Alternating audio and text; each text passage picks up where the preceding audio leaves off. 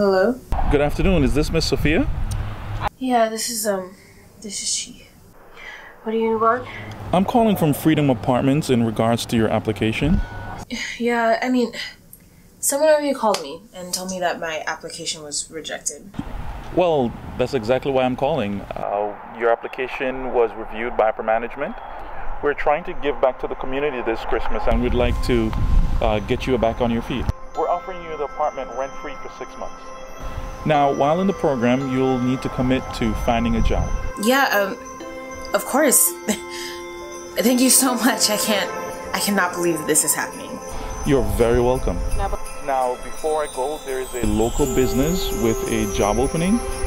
The position won't be open long, so if I were you, I'd apply before Christmas. Yeah, no, of course. I'll go ahead. I'll leave right now. Thank you. Thank you so much. Sophia made it just in time to apply for the job.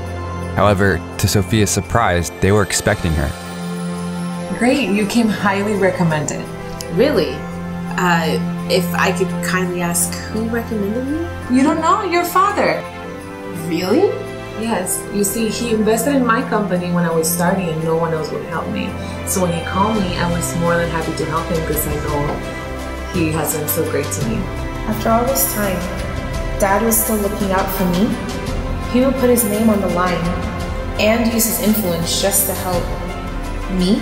Based on the conversation I've had with them, your father thinks very highly of you and he loves you very deeply. Sophia felt guilty and grateful. She treated her dad so poorly and thought very little of him. She'd pushed him out of her life, and yet he would still make a way for her.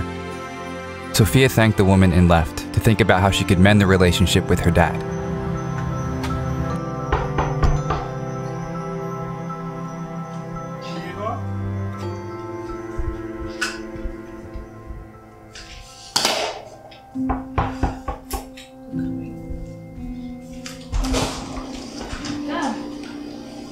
Hey, Eva. Hey. Sorry I missed your call. It's okay. I didn't know you were here. Yeah, I just got in. I was on a flight when you called. And I was dealing with some of my managers, trying to set up some community services activities. I've listened to your voicemail.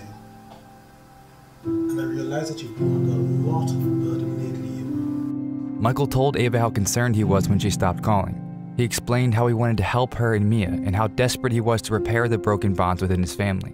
He revealed that over the past few months, he sold his largest companies, gave up his position as CEO, and liquidated the majority of his assets. He reinvested a portion of the funds into a side project that helps homeless and struggling individuals get back on their feet.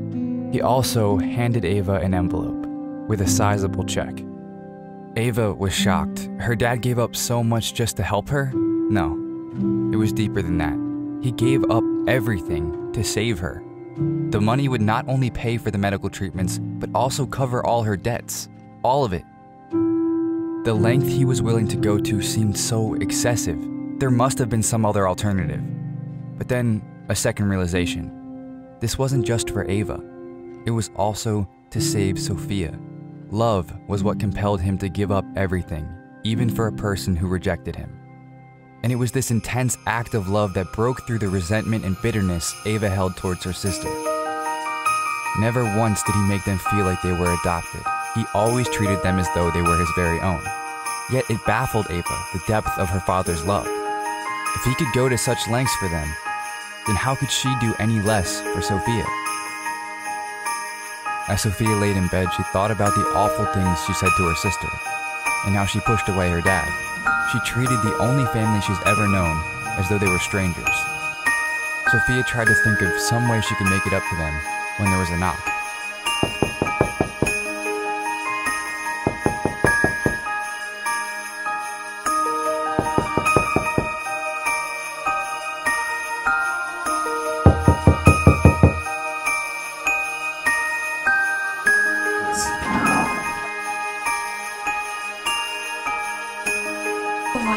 Hey sis. So your family was wondering if you could spend Christmas with you. Yeah. Hi. God decided in advance to adopt us into his own family by bringing us to himself through Jesus Christ. This is what he wanted to do, and it gave him great pleasure for us to be part of his family. And though sin stood in the way of our relationship, Jesus took off his crown and godliness to restore his bond with us. Jesus became human even though we would reject him and ignore him, even though we would want nothing to do with him and deny his existence, even though we would kill him, he still did it for you. Jesus is the embodiment of Christmas. It's no surprise that altruism, family, relationship, and love swell this time of year. So in the same spirit this holiday season, reach out to someone you know who is alone, depressed, or suffering.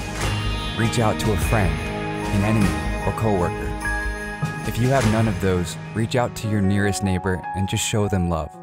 Because if God would go to these lengths for us, how can we do any less?